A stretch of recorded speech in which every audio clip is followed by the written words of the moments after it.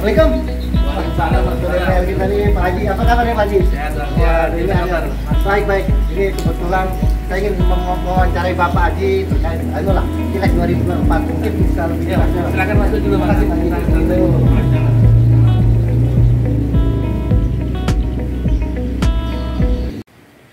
Assalamualaikum warahmatullahi wabarakatuh.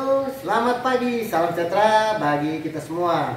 Awak media makin eksis nih tengah sambang langsung ya ke kediaman pribadi anggota DPRD Bapak Haji Adi Supianto, yang mana di dalam Geliat 2024 mendatang dengar-dengar nih Pak Haji bakal mencalonkan diri sebagai anggota legislatif di Provinsi Kaltim. Apa benar itu? Ceritanya Pak, bagaimana Pak? Ya, silakan. Itu benar kondisinya. Kenapa saya berubah untuk mencalonkan di pemilihan caleg di 2024 itu ke provinsi melewati Partai Golkar. Yang pertama, saudara, saya kepingin bahwa kader muda yang di Dapil 4 ini diberikan ruang. Yang pertama, saya kan sudah 2 periode, sudah cukup lah artinya untuk berkancah politik di dalam parlemen di Kabupaten Timur.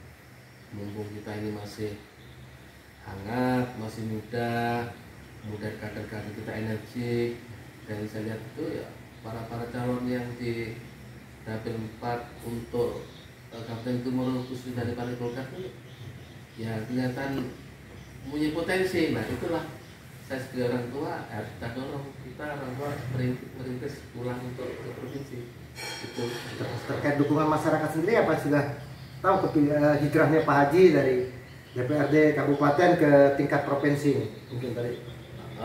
Insya Allah itu masyarakat sudah mendengar semua dan berantusias, termasuk mereka juga menanyakan kira-kira nanti siapa sebagai pengganti daripada Pak Adi dari Partai Golkar, dari Dapil 4 khususnya, siapa yaitu otomatis dari DPD membuka lah daripada pendaftaran calon legislatif Kabupaten Timur dari Partai Golkar Dapil 4. Nah, itulah yang sekarang dilakukan dan kemudian ya kita support.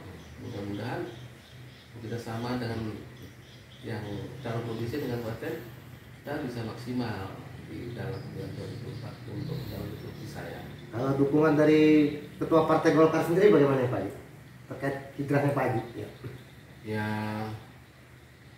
Pak Ketua DPD Partai Golkar Dr. Haji Kasbullah MM tentunya mendukung sekali. Jadi artinya apa sudah matang, meskipun tidak ada batasan bahwa di dalam Partai Golkar itu 3 kali juga boleh. Cuma saya harus profesional. Saya harus memberikan ruang kepada kader-kader yang berpotensi, dan ini harus belajar berdemokrasi saya, karena teman-teman juga ingin bagaimana rasanya di parlemen di Kabupaten Timur, khusus di DPRD Kabupaten Kutai Timur. Batas itu memberikan saya terbaik bagi kita Persiapan sendiri Pak Haji, kan Pak Haji juga sudah berpengalaman gitu, mungkin kalau untuk fight nantinya dalam pergerakan untuk menuju tidak terlalu berat Pak ya. Mungkin ada beberapa aspirasi yang telah Bapak tanamkan di Dapil Bapak khususnya ya Pak. Mungkin bisa sedikit dikupas Pak. Di antaranya skala prioritas apa saja yang telah Bapak realisasikan di anggaran yang lalu Pak, tahun-tahun lalu. Kita mulai tahun dari awal, dari periode pertama itu yang kita sentuh itu infrastruktur, tempat ibadah, kemudian dari pertanian kita realisasikan semua. Kemudian meskipun kemarin COVID ada beberapa pokok pikiran yang bisa kita realisasikan, yaitu yang menunjang infrastruktur daripada perekonomian itu harus kita selesaikan. Nah, kemudian untuk meningkatkan itu, otomatis saya di tahun 2002 kemarin harus membagi beberapa aspirasi secara merata. Nah, kemana-mana basis-basis kekuatan partai kita itu kita berikan supaya para kader Golkar itu memberikan penyuluhan penerangan terhadap masyarakat yang mendapatkan voucher saya bahwa oh ini betul bahwa Pak Hadi Sutanto ke provinsi dan memang vouchernya juga direalisasikan di tempat-tempat yang menyumbang basis suara dari tahun 2024 ke depan. Itu Mas Bara. Ini kan terkait masa kepemimpinan SKB juga, Pak Haji selaku masih menjabat di DPRD Kutai Timur ya, artinya sebagai Dewan kewenangannya juga sebagai public control. Ada tidak Pak Haji harapan-harapan kepada pemerintah Kabupaten Kutai Timur agar bersinergi dalam membangun kebersamaan khususnya dalam peningkatan infrastruktur? Mungkin ada yang ingin Pak Haji sampaikan? Yang jelas sama saya kita seluruh anggota DPR yang 40 di dalam itu dan artinya kita sebagai mitra ya wajib bersama, tentunya pemerintah juga begitu. Kita berharap bahwa infrastruktur harus kita dukung, tidak usah aku-akuan bahwa ini yang penting malah secara prioritas kita realisasikan dengan asas kesepakatan bersama bahwa ini infrastruktur yang besar harus kita lakukan, infrastruktur yang kecil juga harus kita laksanakan melalui pemilihan langsung. Kemudian dengan program bersama otomatis di tahun 2023 sampai 2024, nah inilah yang puncak daripada realisasi daripada Kabupaten Timur sebagai tolak ukur. Dan saya sebagai ketua komisi C pengawasan di infrastruktur ya harus maksimal di dalam pengawasan nanti dalam pelaksanaan proyek MUKIS tahun 2023 sampai dengan 2024. Dan teman-teman komisi C juga sepakat bahwa setelah dilaksanakan nanti tender dilaksanakan, kita kontrol sampai dengan tuntas, mudah-mudahan di dalam pelaksanaan itu maksimal, baik mutu, kemudian perusahaan yang dimenangkan bahwa bisa diajak bersama di dalam pelaksanaan infrastruktur di dalam pelaksanaan MUKIS tahun 2024 sampai dengan selesai.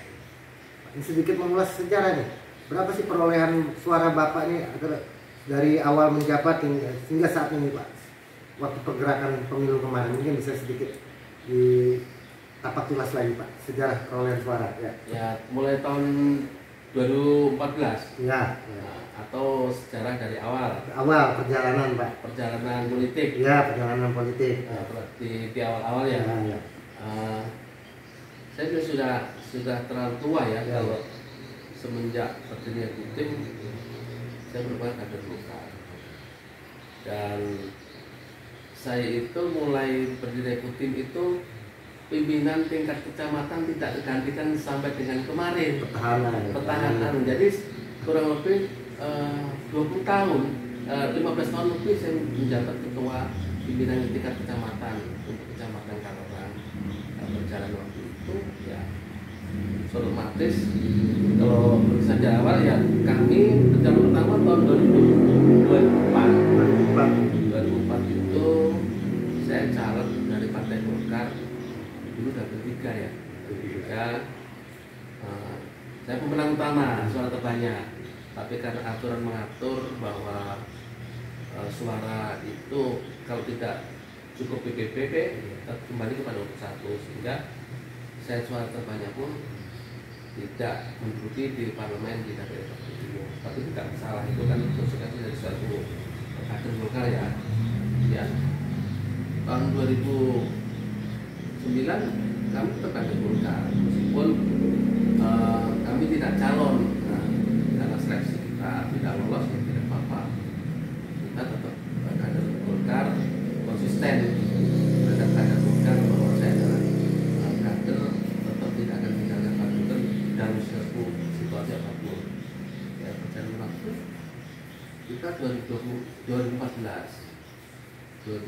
itu kita mencoba ikut dalam kontes politik di Kabupaten Timur untuk ikut pencalonan legislatif dari Partai Golkar. Ya, alhamdulillah saya diamanai dengan pemenang untuk Partai Golkar 4. Dengan seiring waktu perjalanan ya perolehan kami itu dari 1 kursi untuk suara pribadi saat itu tidak banyak, ya berkisar 1.200-an pribadi. Di tahun 2019 itu ya alhamdulillah menaik untuk perolehan suara secara pribadi itu ya 2600-an dari saya yang pribadi itu Mas. Berarti kalau untuk provinsi ini meningkat lagi target perolehannya nantinya ke depan. Insya Allah paling tidak target kita tidak muluk-muluk ya, kemudian ya mudah-mudahan kalau kita target harapan kita di Sansaka ya mudah-mudahan ada target yang saja. Nah, kalau saya punya target di Sansaka itu 10.000 kan tidak muluk-muluk juga, dari pemilih dari sekitar 40.000 lebih.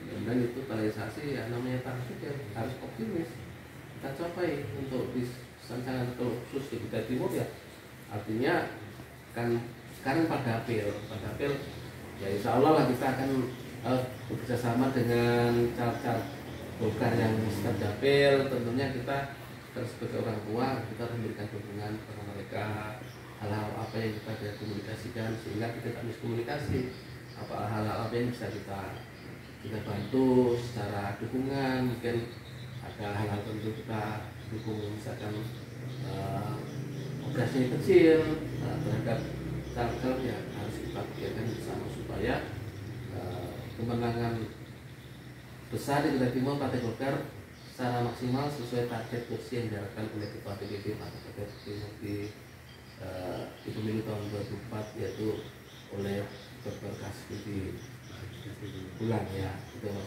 Ya sudah ada survei juga Pak dari Golkar sendiri sudah melakukan berbagai langkah ya di bawah kepemimpinan Bapak Haji Kasmidi Bulan ya. Iya, tentunya gitu. Ya, saya optimis lah, mudah-mudahan Golkar seperti apa memang lah, insyaallah. Demikiannya wawancara edukasi cerdas kita bersama anggota DPRD Kutai Timur Bapak Haji Adi Sutianto, yang mana kiprah beliau sudah tidak diragukan lagi nih dalam memberikan aspirasi-aspirasi yang telah beliau perjuangkan, realisasikan. Maka jangan ragu, di 2024 mari kita rapatkan kembali barisan mendukung Bapak Haji Adi Sutianto melenggang ke kursi DPRD Provinsi Kaltim. Ikuti terus perkembangan dan perjalanan makin eksis. Selamat pagi, salam sejahtera bagi kita semua. Assalamualaikum warahmatullahi wabarakatuh. Tempat tinggal kita tanpa hiasan, tanpa lukisan, beratap jerami beralaskan tanah. Namun semua ini punya kita. Memang semua ini milik kita sendiri.